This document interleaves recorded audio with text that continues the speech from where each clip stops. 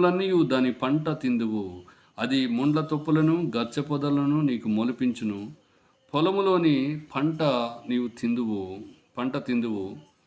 నీవు నేలకు తిరిగి చేరు వరకు నీ ముఖపు చెమట కార్చి ఆహారము తిందువు. ఎలనగా నేల నుండి నీవు తీయబడితివి. నీవు మన్నే గనక తిరిగి మన్నైపోదువని చెప్పెను.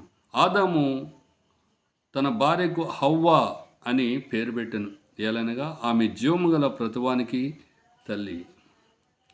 దేవుడైన యెహోవా ఆదామునకును అతని భార్యకును చర్మపు చొక్కాయిలను చేయించి వారికి తొడిగించెను అని దైవగ్రంథంలో మనం చూస్తున్నటువంటి వారున్నాం. శ్రమ, భక్తుడు అంటాడు, శ్రమ కలుగుట నాకు మేలాయినంటున్నాడు. శ్రమ కలగక మునుపు నేను దారి తొలగి తిని అని ఆ దైవగ్రంథంలో మనం చూస్తూ ఉన్నటువంటి వారున్నాం.